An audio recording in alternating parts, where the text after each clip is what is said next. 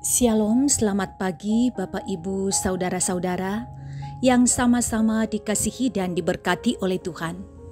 Berjumpa kembali di pagi hari ini dalam menikmati kebersamaan di hadirat Tuhan. Kita yakin dan percaya bahwa pertolongan kita adalah dalam nama Tuhan, pencipta langit dan bumi. Kasih karunia dan damai sejahtera Allah menyertai kamu sekalian. Kita akan membaca bahagian firman Tuhan menurut Renungan Harian Toraya, edisi Jumat 25 Februari 2022, yang terambil dari Kisah Para Rasul pasal 10 ayat 1 sampai 6. Sebelumnya mari kita satu di dalam doa. Kita berdoa. Adalah hal yang indah Tuhan, ketika kami selalu membutuhkan firman-Mu, menjadi penuntun bagi kami dalam berjalan pada kebenaran-Mu. Kami akan membaca firman-Mu, Roh Kudus kuasai kami.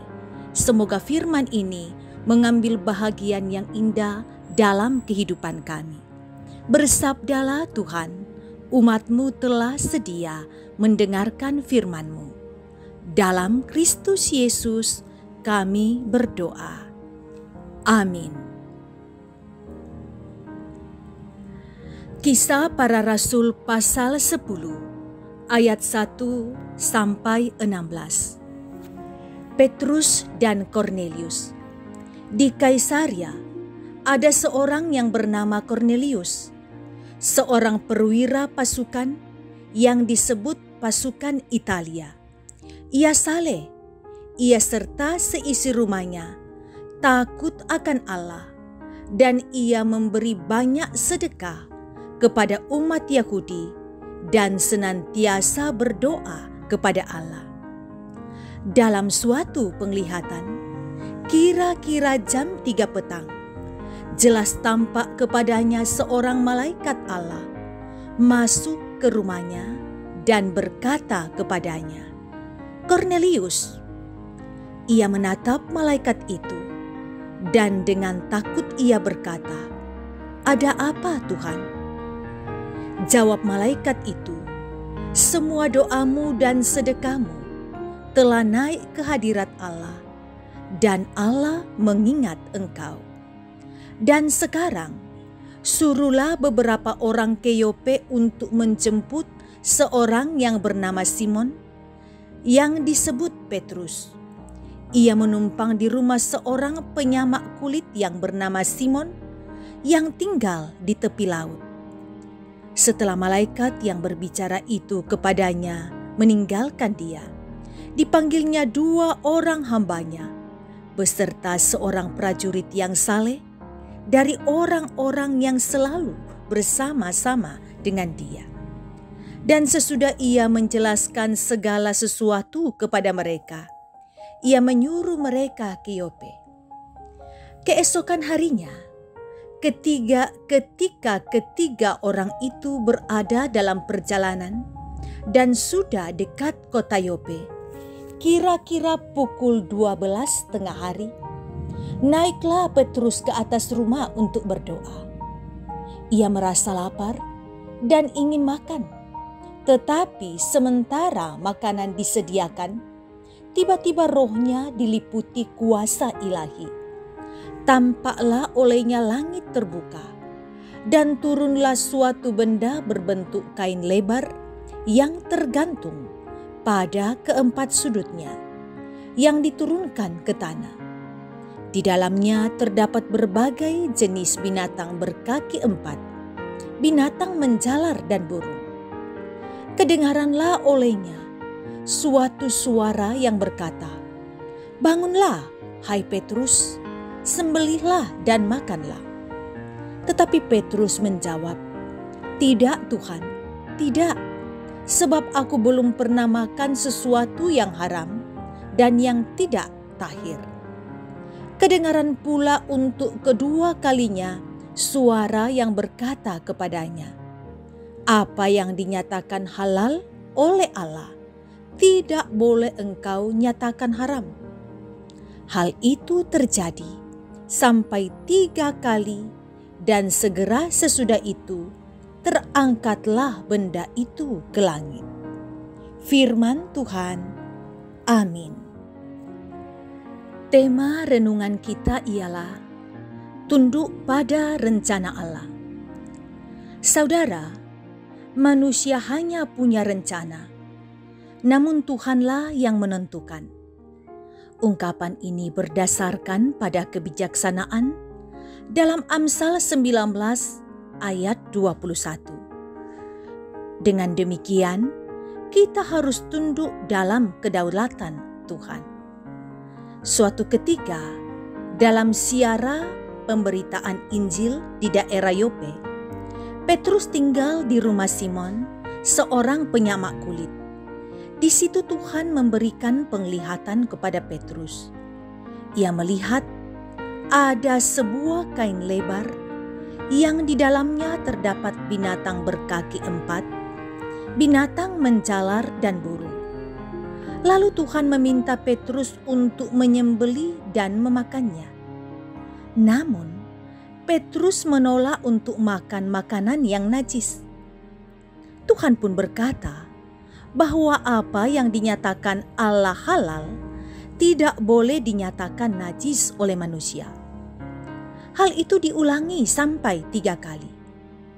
Pengulangan ini menunjukkan penegasan pesan itu. Petrus memikirkan apa makna penglihatan itu.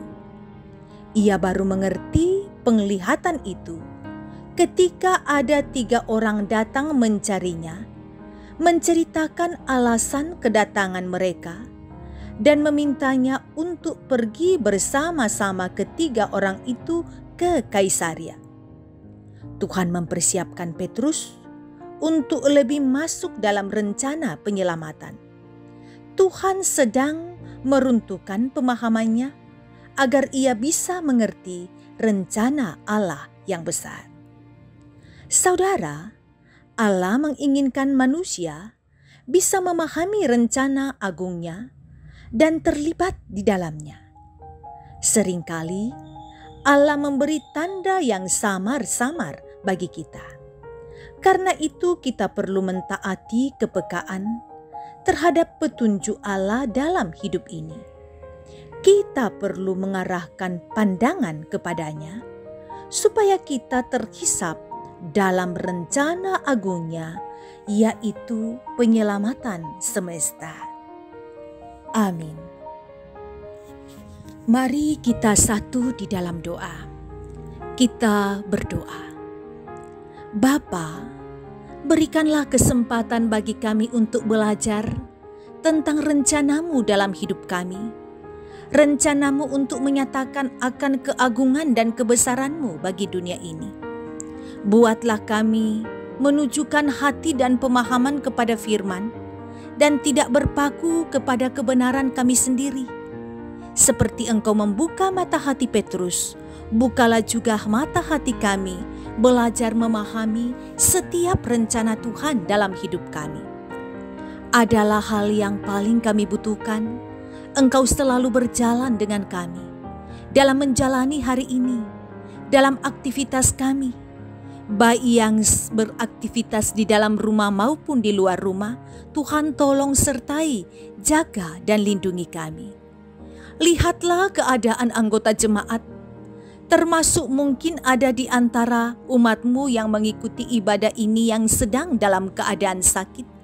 Lawat mereka Tuhan, berikan pengharapan bahwa sumber kesembuhan dari Tuhan dan hanya tahu berharap kepada Tuhan. Yang merawat orang-orang sakit, Tuhan berikan sukacita dalam melakukan pelayanan. Orang-orang tua kami yang lansia juga kami doakan. Mereka yang terbatas dari segi fisik dan juga kesehatan, semoga tetap tabah menjalani kehidupan masa tua dengan keyakinan Tuhan ada untuknya. Kami berharap Tuhan, Engkau senantiasa menyertai akan keluarga yang merawat lansia, merawat dengan cinta kasih. Berikan keharmonisan selalu selalu tercipta di tengah-tengah keluarga kami. Semoga kasih, damai, dan sukacita-Mu selalu ada di tengah-tengah keluarga. Berkati kami secara pribadi, semakin berakar, bertumbuh, dan berbuah di dalam Tuhan, karena selalu rindu berbicara dalam doa kepada Tuhan, dan juga belajar mengenal kebenaran Tuhan lewat membaca Alkitab. Sertai pemerintah kami, selalu berupaya membawa Indonesia kepada keadaan yang jauh lebih baik. Berkati majelis gereja bekerja sama dengan jemaat, berdaya upaya mengangkat pelayanan untuk kemajuan perkembangan iman anggota jemaat. Di masa-masa pandemi COVID, di mana kami merasakan angka penularan semakin meningkat belakangan ini, ajar kami menyadari keterbatasan kami dan mengakui kuasa Tuhan. Dan kami tidak akan pernah berhenti memohon Tuhan tolong, Tuhan lindungi. Semoga saatnya nanti pandemi COVID ini lalu dari kami. Jaga kesehatan kami semua.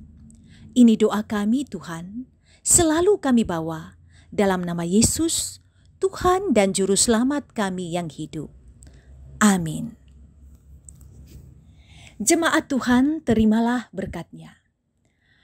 Tuhan memberkati engkau dan melindungi engkau. Tuhan menyinari engkau dengan wajah-Nya dan memberi engkau kasih karunia. Tuhan menghadapkan wajah-Nya kepadamu dan memberi engkau damai sejahtera. Amin. Terima kasih kesempatan menikmati persekutuan dalam nama Tuhan. Kasih dan berkat Tuhan selalu mengalir dalam hidup kita. Salam sehat untuk semua.